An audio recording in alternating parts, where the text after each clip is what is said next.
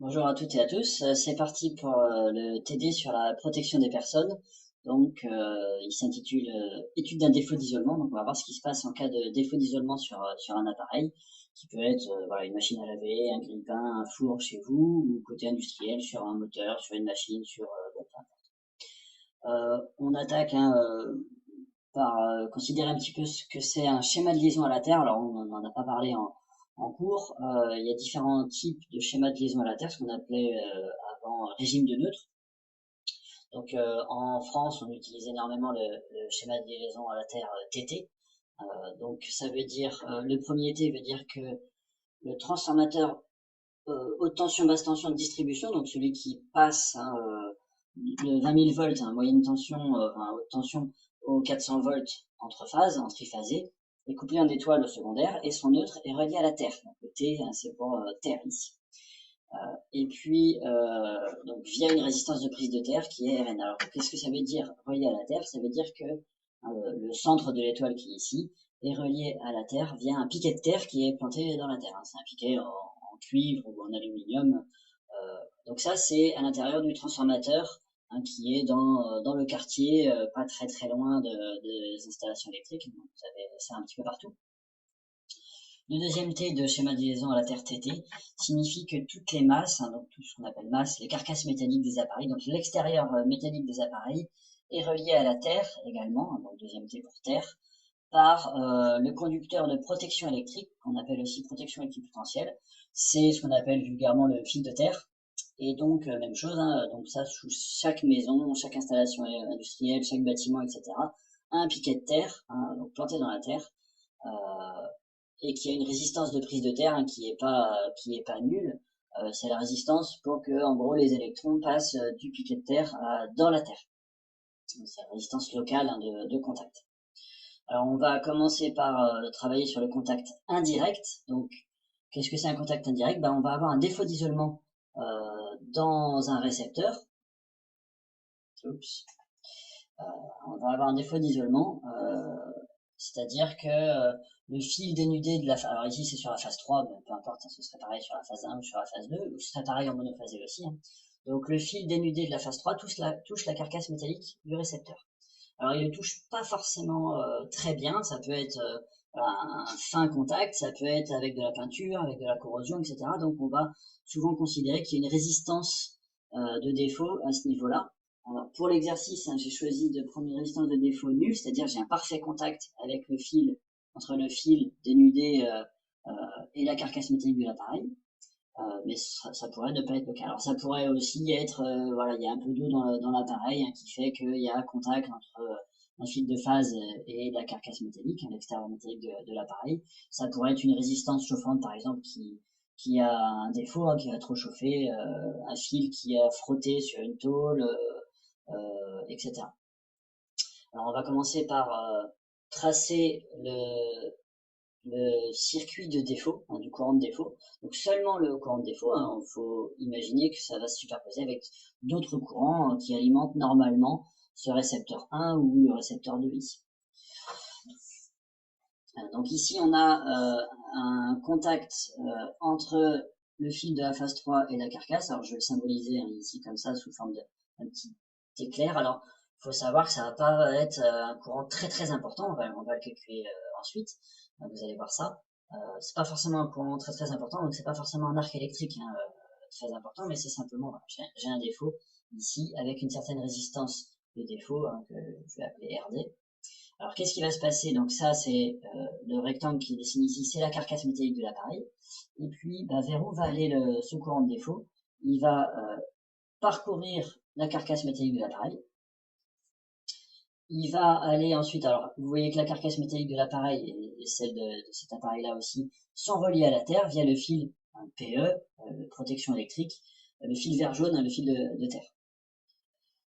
Alors il est relié souvent par son, enfin, presque tout le temps par son alimentation. Donc sur la prise de courant, vous avez une borne de terre qui est reliée derrière un fil vert jaune qui est relié finalement à un piquet de terre. Donc le courant va partir par là et puis va partir vers la Terre. Alors qu'est-ce qui va se passer? Donc le courant va, alors pour qu'il y ait un courant qui circule, il faut qu'il y ait un circuit fermé. Donc qu'est-ce qui va se passer? En fait, le courant va circuler dans la Terre.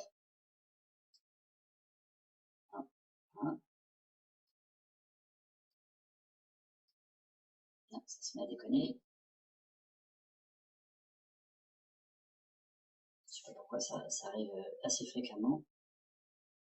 Je suis peut-être trop bas sur la page. Voilà. Donc le courant va circuler dans la Terre. Alors ça paraît un peu bizarre parce que la Terre, c'est pas forcément un très bon conducteur.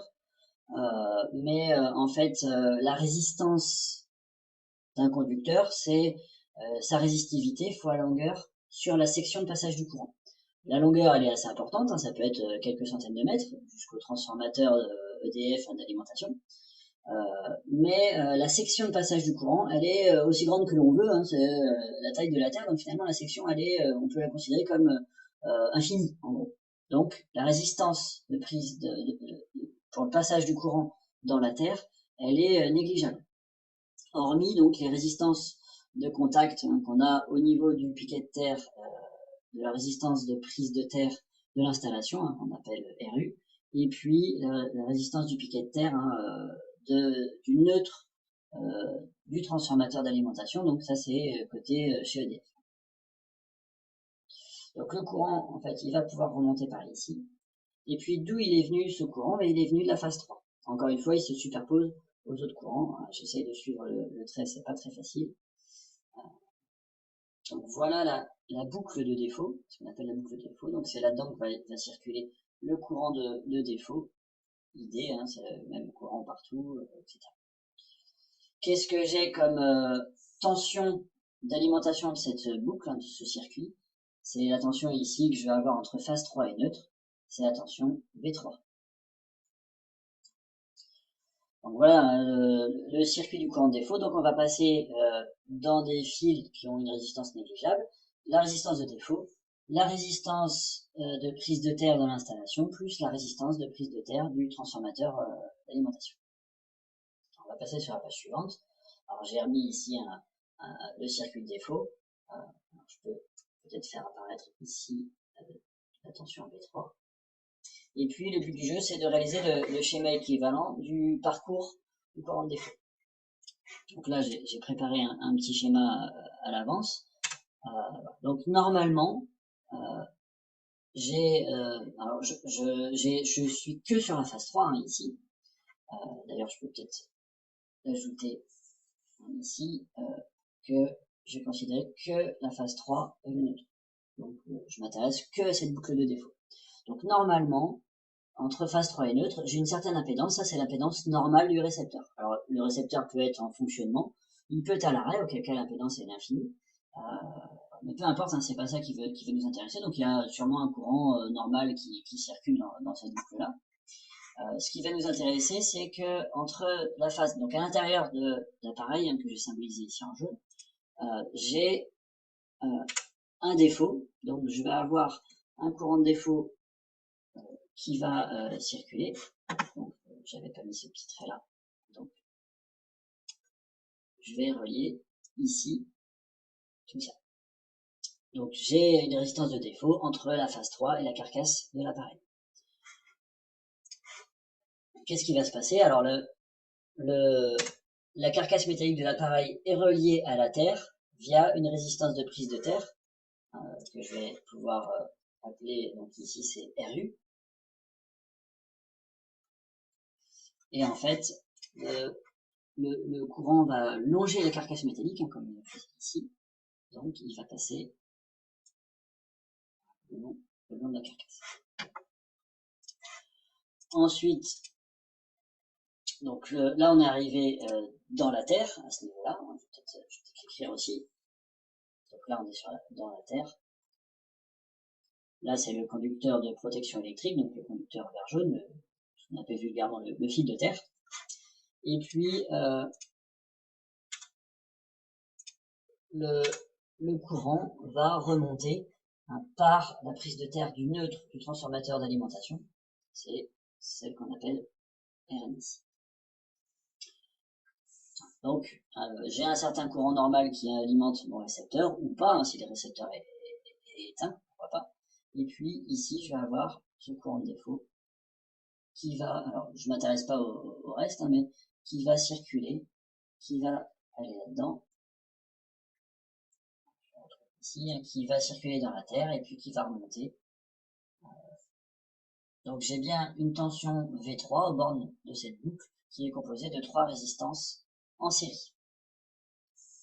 Alors pour calculer la valeur du courant de défaut, ben justement, j'ai une association de 3 résistances en série avec une tension V3 aux bornes. Donc je peux simplement écrire que V3 c'est la résistance globale de la boucle qui est la somme des résistances. Donc c'est RD plus RU plus Rn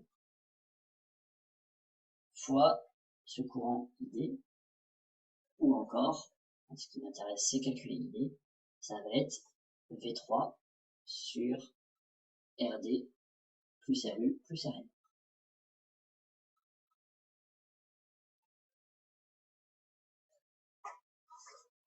Alors si je fais l'application numérique,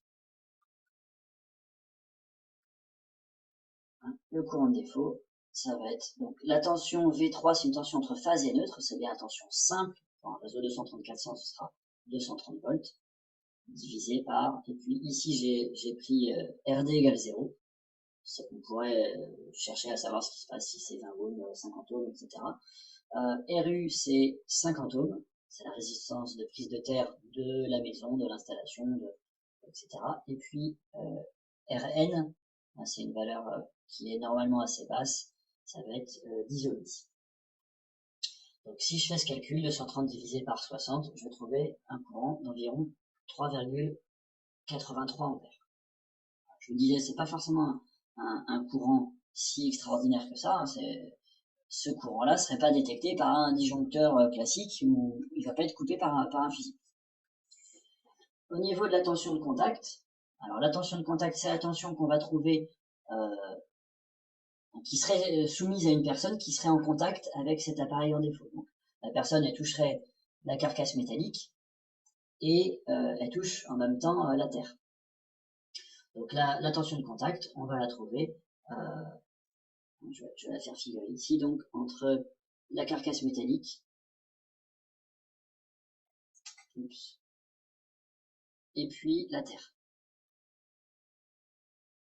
Je vais aussi pouvoir la faire figurer sur le schéma ici, hein, donc cette tension de contact, elle est entre la carcasse métallique, hein, qui est aussi au même potentiel que le conducteur de protection électrique, le PLE, et puis donc la Terre. Donc ça c'est UC.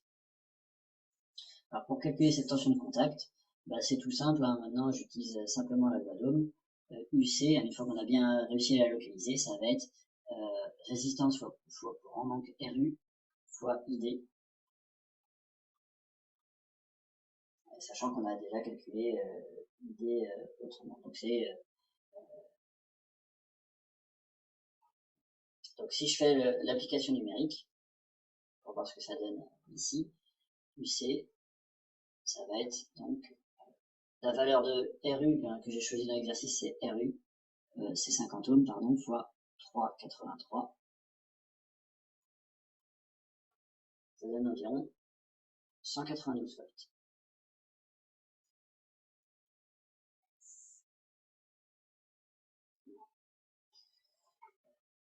Donc 192 volts, c'est pas mal. C'est justement l'objet de la question suivante. Conclure quant à la sécurité des personnes. Alors, pour conclure, hein, on va dire que 192 volts, c'est important. On va comparer une valeur classique. Hein. UC est supérieur à ce qu'on appelle la tension limite de sécurité UL, qui est 50 volts en milieu sec. C'est celle que j'ai choisie pour cet exercice, mais ce serait 25 volts en milieu humide, c'est-à-dire un chantier, une salle de bain, etc. Donc, si UC est supérieur à UL, hein, 192 volts, c'est bien plus grand que 50 volts, donc c'est largement possible que ce soit létal. Donc, il y a danger pour les personnes.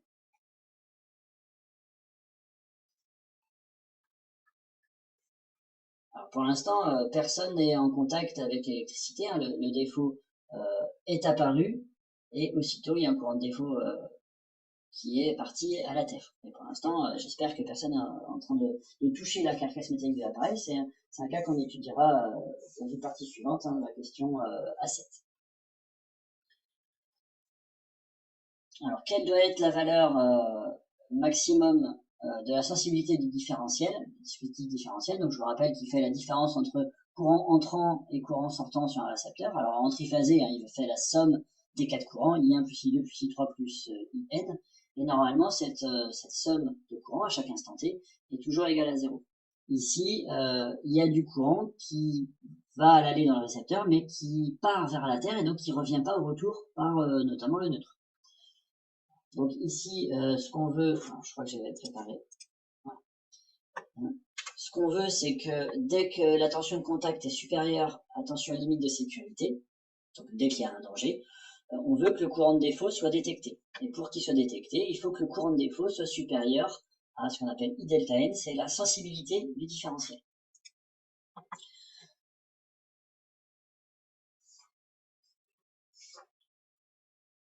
Donc on veut, voilà, hein, on veut, c'est un peu paradoxal, mais on veut un courant de défaut le plus grand possible pour pouvoir le détecter facilement. Or, on sait que ID, c'est UC sur RU, hein, d'après la relation qu'on avait vue, la question A4. Donc, on veut que la sensibilité du différentiel, delta N, doit être inférieure ou égale à UL sur RU. Dès que UC est supérieur à UL, il y a danger. Donc pour UL égale 50 volts et RU égale 50 ohms,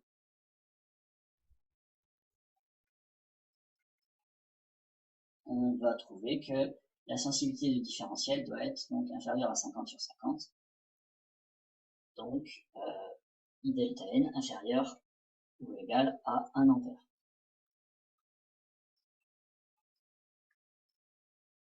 Donc ça c'est pour les contacts indirects en milieu sec. Alors en milieu humide, hein, donc si la tension limite de sécurité UL est égale à 25 volts seulement en milieu humide,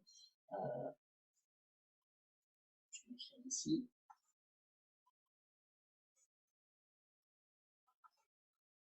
En milieu humide, on veut que I delta N soit inférieur ou égal à, donc, toujours UL sur RU, mais ici c'est 25 sur 50, et ces valeurs ne sont pas choisies au hasard, hein, c'est-à-dire que 25 sur 50 c'est 500 mA.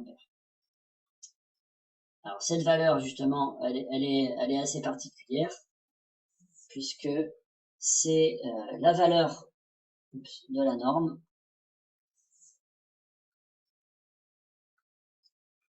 pour protéger contre les contacts indirects.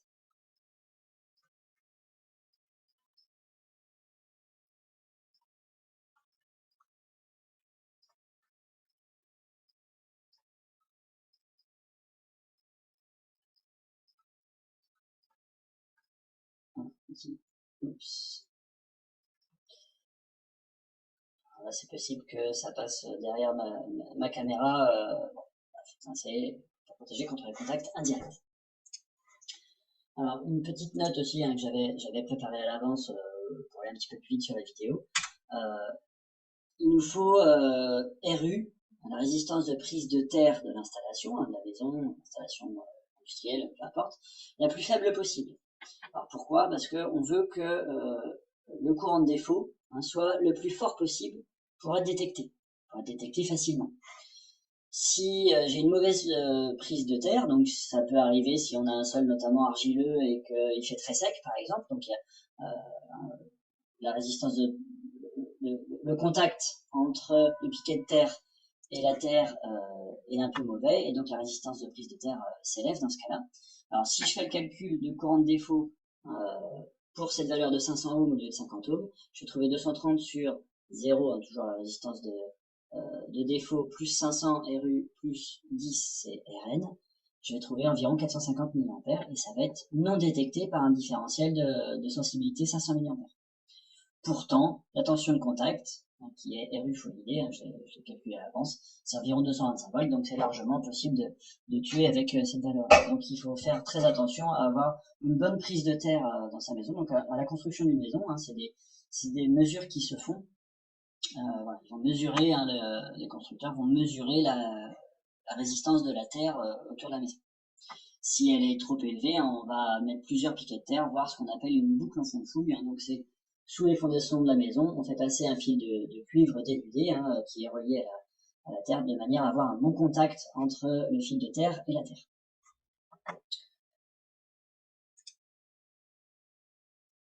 Alors, un cas un petit peu particulier, en général, qui n'est pas étudié dans ce genre de situation, c'est qu'est-ce qui se passe si une personne touche la carcasse du récepteur au moment de l'apparition du défaut. Alors, c'est un cas qui est assez peu étudié. Oups, je reviens, pardon. C'est un cas qui est assez peu étudié parce que normalement, il y a personne qui touche au moment où la machine à laver fait son défaut, etc. Alors, c'est quand même un cas qui est intéressant, qui peut arriver, je pense, hein, si on déplace un appareil, par exemple, qui est relié, un appareil mobile, hein, un appareil de chauffage, par exemple, et que on tire sur le câble au moment où on est en train de déplacer et que le défaut apparaît, le fil à l'intérieur de l'appareil, d'un radiateur par exemple, touche la carcasse au moment où on est en train de le déplacer. On n'est normalement pas en train de toucher sa machine à laver, hein, en continu c'est un cas qui peut quand même arriver. Alors, et puis c'est intéressant. Donc je vais essayer de représenter. Donc là je vais avoir un bonhomme que je classifie ici, qui va avoir, alors je le représente avec une certaine résistance interne, et puis le bonhomme, malheureusement, il touche aussi la terre. S'il touche pas la terre, il n'y a pas de problème. Je vais faire un petit sourire, peut-être un petit sourire crispé, peut-être que les cheveux se dressent sur la tête, bon, on va voir ce qui se passe. Alors, je fais apparaître ce bonhomme avec une certaine résistance interne. Alors, on prend souvent la résistance dans les cas les plus défavorables, c'est 1000 ohms, on espère faire plus, mais voilà, ça peut arriver si on a les mains mouillées, hein, voilà, si on est pieds nus pardon, dans une flaque d'eau, ce genre de choses. Bon, normalement, il n'y a pas de flaque dans une maison, mais bref. Alors, qu'est-ce qui va se passer? Le schéma qu'on avait obtenu tout à l'heure, c'était celui-ci. Je vais rajouter à ce schéma la personne, hein, qui touche la carcasse. Alors, la personne touche la carcasse et la terre à la fois. Donc, elle est entre la carcasse et la terre. La carcasse, elle est en jaune ici. Voilà, elle est au même potentiel, hein, que ce point-là.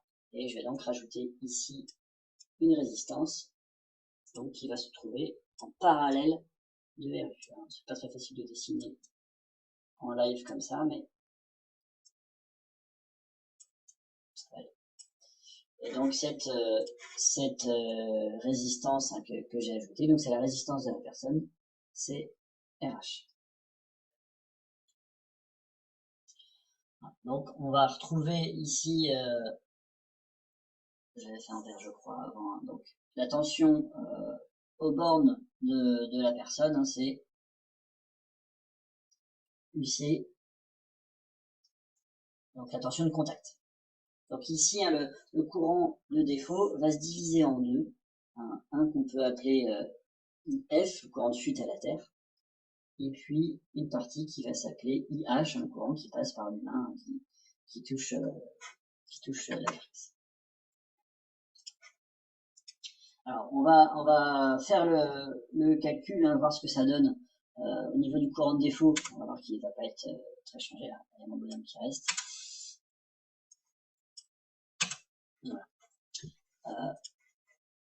Et on va pouvoir arriver au calcul du courant qui passe par la personne. Donc ici, qu'est-ce qui va se passer? J'ai à ce niveau-là, peut-être un tout en jaune plutôt, deux résistances en parallèle. Donc je vais, mon circuit défaut, il est toujours RD, c'est deux résistances en parallèle et puis RN. Alors je peux calculer la résistance équivalente, hein, de RU en parallèle avec RH. Alors on avait vu, hein, ça au début du semestre, c'est 1 sur R équivalent, c'est 1 sur RU plus 1 sur RH, mais il y a aussi cette relation qui est intéressante à se rappeler. Elle vient de là, hein, elle vient de la mise au même dénominateur des deux fractions, donc c'est RU RH sur RU plus RH. Alors, si je fais ce calcul, hein, donc c'est 1000 fois 50 sur 1000 plus 50. Et en fait, voilà, 1000 plus 50, c'est quasiment 1000, hein, donc c'est 50 fois 1000 sur 1000, ça fait environ 50. Alors ça va être un petit peu plus faible. C'est la propriété des résistances en parallèle, en dérivation, c'est que plus on met des résistances et plus la résistance équivalente est petite. Donc je trouve, bon, ça va pas beaucoup changer, mais c'est 47,6 au lieu de 50 s'il y avait seulement RU. Donc, le courant de défaut, lui, il va pas beaucoup changer non plus. Donc, on va avoir ID, c'est V3 toujours sur la résistance de défaut 0 plus la résistance équivalente, hein, RURH sur RU plus RH, plus Rn. Et donc ce courant de défaut, alors il augmente un tout petit peu puisque la résistance globale, hein, de la boucle de défaut est un peu plus faible et j'obtenais 3,99 ampères. Donc ça n'a pas changé grand chose pour le courant de défaut, mais ça va changer quelque chose pour la personne, hein, qui touche la carcasse métallique. Alors la tension de contact, elle, ça va être, donc c'est aussi cette résistance équivalente fois ID. Je vois que la tension de contact elle est aux bornes de ces deux résistances en parallèle. Et donc si je fais ce calcul, ça fait environ 190 volts. Environ ici. Pas grand changement, hein, par rapport à ce qu'on avait tout à l'heure, c'était 192, là c'est 190, mais là où ça va changer quelque chose, c'est pour la personne qui est en train de toucher la carcasse au moment d'apparition du défaut, encore une fois, donc avant qu'il y ait coupure de l'alimentation par le différentiel. Alors je peux calculer IH, hein, maintenant, que je connais lui ici. IH, ça va être RH fois, excusez-moi, n'importe quoi. Donc ça va être UC sur RH. U sur R, hein, oui, ça va mieux. Et je vais trouver un courant de défaut donc, qui passe par la personne de 190 sur 1000, hein, 190 milliampères. Alors encore une fois, on a pris la résistance de défaut dans le cas le plus défavorable, 1 milliohm. On pourrait refaire le calcul pour 2 milliohms, 5 milliohms, etc. Donc, qu'est-ce qu'on va pouvoir dire, c'est que IH est supérieur au seuil fatidique des 30 mA, hein, qui peuvent entraîner la mort. Donc, évidemment, il y a danger. La personne est parcourue par un courant qui peut largement la tuer. Alors, question A8 maintenant, on va envisager le cas de si la carcasse de l'appareil n'est pas reliée. Alors là, on n'a plus de personne, hein, qui touche la carcasse. Donc la carcasse de l'appareil n'est pas reliée à la Terre par le fil de terre, le fil PE. Que se passe-t-il lors de l'apparition du défaut? Je crois que j'avais préparé des choses, oui. Tout simplement, si, alors, je vais peut-être simplement effacer sur le schéma précédent tout ça. Donc j'ai plus de personne, hein, qui touche. Et puis, en fait, le fil il est coupé. Voilà. Donc soit on n'a pas relié à une prise de terre, soit le fil vert jaune est coupé, hein, etc. Alors qu'est-ce qui va se passer? Tout simplement, vous voyez que ne peut pas y avoir de courant de défaut puisque la boucle est ouverte. Donc, qu'est-ce qui va se passer? Il n'y a pas de courant de défaut. Donc, forcément, s'il n'y a pas de courant de défaut, mais il y a quand même un défaut sur l'appareil, hein, il n'y a pas de détection du défaut. Et donc, s'il n'y a pas de détection du défaut, hein, le courant de défaut n'est pas supérieur à la sensibilité du différentiel, donc il n'y a pas de coupure de l'alimentation. Donc, l'appareil en défaut reste en défaut, hein, reste alimenté. Jusqu'à quoi? Jusqu'à ce que quelqu'un vienne toucher la carcasse de l'appareil. Donc, une personne vient toucher. À ce moment-là, il va y avoir un courant de défaut qui va apparaître, mais c'est un courant de défaut qui va être seulement par la personne. Donc, j'aurai juste entre la carcasse et la terre RH. Donc la tension de contact dans ce cas-là, elle vaut 230 volts. Indirectement, c'est comme si on touchait en fait un fil électrique sous tension. Donc c'est quelque chose qu'on verra dans la partie grand B, hein, dans la partie contact direct. C'est équivalent à un contact direct. Donc si un appareil n'est pas relié à la terre, par le fil vert jaune, par le fil de terre, eh bien, s'il a un défaut, bah, c'est comme si, et qu'on vient toucher à la carcasse, c'est comme si on venait toucher directement un fil, en gros. Oups, qu'est-ce qui s'est passé? Alors oui, il y avait la question, si une personne touche la carcasse métallique de l'autre récepteur, donc celui qui est pas en défaut, puisque les masses sont interconnectées, hein, vous pouvez le voir sur le schéma, bon, je ne l'ai pas fait apparaître, l'autre récepteur présente aussi les mêmes dangers. On en arrive à la partie conclusion sur les règles de protection des personnes contre les contacts indirects. Donc pour l'instant, on n'est que sur les contacts indirects. Donc, c'est-à-dire, voilà, je touche un matériel qui a un défaut. Alors, qu'est-ce qu'il faut pour assurer la protection des personnes au mieux? Donc, pour protéger contre les contacts indirects, les masses métalliques doivent être liées à la terre. Enfin, c'est très très important. Donc, les appareils doivent être branchés sur une prise avec bande de terre, etc. Je rappelle ici, hein, avec une résistance de prise de terre la plus faible possible pour avoir un courant de défaut assez élevé pour pouvoir le détecter. Et puis, donc, les masses doivent être liées à la terre, hein, les carcasses métalliques, les tuyaux de chauffage, tous les réseaux d'eau aussi, tout ce qui est métallique, pas trop loin de l'électricité. Hein. Et puis, bien entendu, le différentiel, hein, c'est lui qui va pouvoir agir, il va être indispensable. Il va pouvoir détecter le défaut dès l'apparition du défaut, avant qu'il y ait une personne qui soit parcourue par un courant potentiellement mortel. On va passer maintenant à la partie contact direct. Alors ça va être beaucoup plus rapide. Vous allez voir ça. Donc ici, il ne s'agit pas d'un défaut dans l'appareil, mais un bricoleur du dimanche qui démonte sa prise. Alors là, je suis en triphasé, hein, donc c'est peut-être pas le cas à la maison, mais bon, peu importe, hein, ça peut être dans une installation électrique. Quelqu'un qui vient toucher directement la phase 1. Alors forcément, va y avoir un courant de défaut qui va passer par la personne. Oups. Qui va passer dans ses jambes. Alors si les deux pieds touchent par terre, il va y avoir le courant va se séparer entre les deux jambes, bon, peu importe. D'où il est venu ce courant? Mais il est venu de la phase 1. On va retrouver une boucle similaire à ce qu'on avait sur la partie grand A. Et puis, comme tout à l'heure, hein, le courant va passer par la terre. Alors, même si on a des chaussures, hein, on se dit que les semelles sont isolantes, pas suffisamment. Il va se répartir un peu partout dans la terre et il va remonter par le neutre. Oups. Alors, quelle tension j'ai aux bornes de cette boucle? C'est la tension ici entre phase 1 et neutre, c'est V1. Alors, quel courant de défaut, donc passant par la personne, je vais l'appeler directement IH, hein, le courant qui passe dans l'humain, ici, ça va être V1 sur, puis j'ai quoi comme résistance? J'ai RH, alors RH ça comprend tout, hein, ça comprend la résistance de contact entre la main et le fil, et aussi la résistance de contact entre les pieds et la terre, même si on a des chaussures, etc. Donc ça va être V1 sur RH plus RN, seulement. Donc ça va me faire toujours 230 volts, tension entre phase 1 et neutre, sur 1000 plus 10, bon, ça va faire quasiment 230 mA, hein, 230 sur 1000, ça fait 227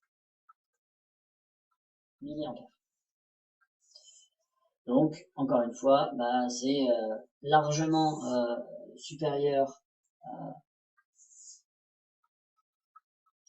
au seuil de 30 mA. Donc, évidemment, on le sait déjà, hein, que quand on touche un fil électrique sous tension, on est en danger, sous une tension importante, ici 230 volts. Évidemment, il y a danger, hein, ça pourrait entraîner la mort assez rapidement. Donc, question B3, un dispositif différentiel de sensibilité, donc c'était celle qu'on avait calculée tout à l'heure, hein, c'était la valeur de la norme pour protéger les personnes contre les contacts indirects. Donc est-ce qu'un dispositif différentiel de sensibilité I delta N 500 mA suffira à protéger la personne? Bien sûr que non. Hein, si I delta N égale 500 mA, on n'a pas de détection de défaut, hein, on est en dessous de la sensibilité.